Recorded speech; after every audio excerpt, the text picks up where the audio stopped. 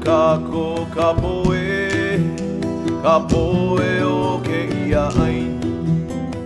A ke akua I koho ai luna. Mai ka mua a hiki ka hopena. In 1973, the plantation announced that they would be closing. In 1975, I believe the plantation closed its doors. The plantation closing, well, what can you do? You're moving on to cheap labor, so, what can you do? They're all looking for money gains. Well, at that time I was about, 10th grade. A lot of confusion in the community, a lot of sadness. Mostly confusion because we couldn't see the future, what was going to happen to our town. And all of the sugarcane lands were leased out to ranchers for the raising of cattle. And so they erected fences, put up gates, and the ranchers started to lock their gates, which restricted a lot of the areas to the mountains and the oceans to the community. To me, that just wasn't right, because the whole community, it's our inherent right to have access, to have the ability to fish and to hunt and to get natural resources, to supplement your income, to eat, And the whole community deserves that. We never expected to run into problems getting to the ocean or getting to the mountains. And again, the fence is coming up. We figured it's to keep the cows in. We never could see ahead that it was to keep the people out eventually. We never knew that one day we're gonna get up and they say, hey, you can't go in here, you can't go there. So this was one of the confusions being revealed, that now this was part of the change of Kohala. You could just go, but now since the plantation phased out, Life goes on. You just gotta do what you gotta do and make the best of it. It mattered. It mattered because it was, to a point, life and death. Life and death of the spirit, life and death of your way of life and what mattered most to you. And it is when you are able to get back to the mountains, get to the ocean, there's a sense of spirit, of connecting with the spirit, connecting to the source when you do that. So that, for me, meant a lot to me, and I'm sure for the old timers who lived lives much more depending on land than I ever did. So there were a lot of people that did fight as if it was life or death. I just thought about, hey, you're taking away something that I'm doing all the time. That's not right. And then when I was working for the state, the high school security, you had all these teenagers there that were hunting. And they needed somebody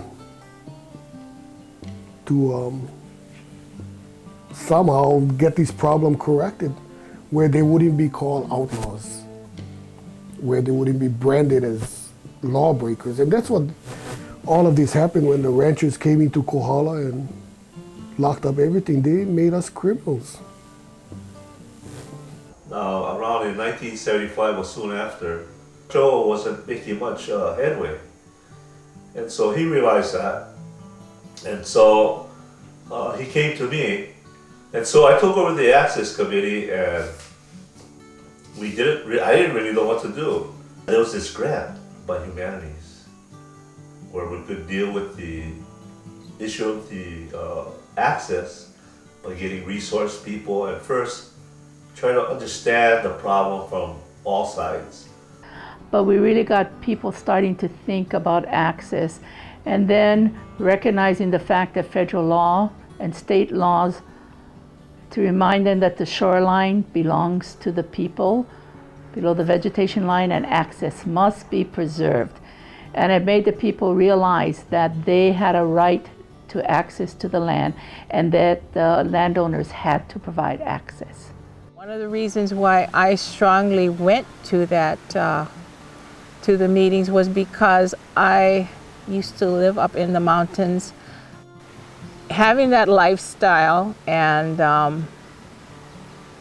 growing up that way, the access to the mountains meant a lot to me because that was my connection to my roots. We did hunting from a very young age. Hunting was a way of life. It was a chore. It was a culture. Pig hunting was food for your table. It was also a good way to barter in the community. With your neighbors and vegetables, you'd swap some smoked meat or whatever way you prepared it. Also, gathering was involved, vegetation, fruits. It was a day's work. It wasn't just pig hunting or a sporting event, it was work. And the most important of all was you took only what you needed. You did what the Hawaiians did before. They only took what they needed. They never abused the land. You took care of the land also, the Aina. You never abused it. So I went back to the community and started to search out, in this case, Hawaiians, because I work for Awaliki, and my one of the objectives was to help Hawaiians with their socioeconomic problems, and this was one of those. And so I began to search out potential leaders who could take on this effort of getting access. And so this was like the core guys, Akatami, Benny Raymond, Samson Casimiro. This is the trio, the three guys. We had one attorney, you know. His name was Tim Louis Kwan. He was an attorney with Legal Aid Society. And in talking with Tim, I said, we got this problem on Kohala Access. So he said, you know what, that's one of the priorities for Legal Aid Society. I can help you guys. I thought, great. Now we had an attorney that gave us a little bit empowerment to deal with the issue from a legal point of view. They came under a lot of ridicule, even myself. People felt that no way are you, a plantation worker, going to beat Castle and Cook. You're not going to beat Koala Sugar Company. I remember somebody said, what do you think you guys are? Just a bunch of nobodies. And basically, that's who we were. A bunch of nobodies. But I'd have to say that they didn't have any, important job titles. No, there were laborers in the plantation, truck drivers. But what they had was, they had courage to stand up against a huge corporation like Castle and Cook. The committee was going to meet, along with our attorney, Tim Louis Kwan, with Bob Suimura of Castle and Cook. Go to them and talk nice about, the place and whatnot, and, don't go over there and yell at them and whatnot, and for sure, something would come out. Just not nice and whatnot. And as I sat there, I looked at Benny Raymond. Benny had a very worried look on his face. I said, Benny, you okay? And he said, I never sleep at all last night. And I said, oh, what's the matter? Sick? He said, no. He said, I worked for the man for many years, but not once did I ever step to the Koala Sugar Company office.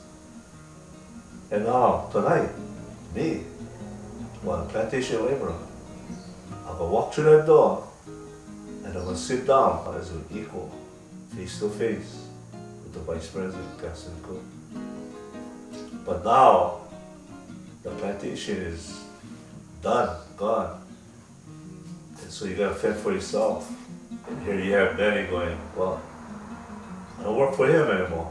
He's not taking care of me, so I gotta fight for what I believe in. And that's what impressed me. And later on, I submitted his story to the state. They would recognize organizations throughout the state that provided a service to their community.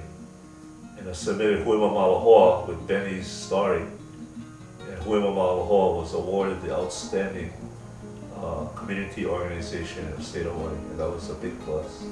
But still yet, that they didn't bring us any closer to resolving the problem of access. Kohala is not a place where people grew up protesting, fighting, demonstrating. It was a quiet community. This was a new problem, and most of the people just turned away from it and accepted that it was over, the land is closed up, and that's it. Everybody dealt with things on a different level, but for myself, I wanted to find a way that I could still practice some of the things that I grew up with. I liked the freedom of being able to go when I wanted to go without asking for permission, without having keys. And so one of the ways that I decided to deal with the change was to create an environment or recreate an environment that I left. I just crossed through. I just tried to ignore what was going on and continued the so-called lifestyle that I had. But then word was getting out that Sam and his friends are hunting up in that area, and so now we're getting into pressure. Ranchers would call me up, workers would come and see me, threaten me. We'd catch you up there, we're gonna do this, we're gonna do that. And so it was a whole totally new way of doing business in Kohala as far as your lifestyle of gathering. Cassian Cook was bringing forth a lawsuit of adverse possession. This presented an opportunity for Huima Malahoa to enter in as a complainant, seeking easements to all these different areas.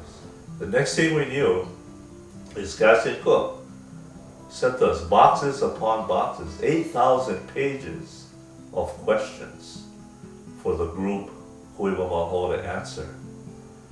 We called up Tim, he came out and he laughed and he said, this is a tactic that these big, powerful attorneys use. They want to inundate us with all this paperwork where we want to give up and quit.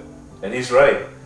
8,000 pages of questions. We had to go out do community surveys. We had to go do a lot of stuff. I would have given up. But we had to find these guys who were willing to testify in court against Cassian Cook that they've used these roads all their lives. And a lot of the old timers filled out the application, and we submitted their testimony to court. Yeah, we can come out ahead because we was grown up right here. You know what I mean? Yeah. And the end result was this. Judge Kubota ruled in our favor and said, Huima Malahoa had easement to Kapana, Hapu'u, to the Forest Reserve, over the Oi Road or Liquor Road. We also got access to down at Kapa'a Park to number 5s, for fishing and whatnot. Whoa! All right, it's good. That's good.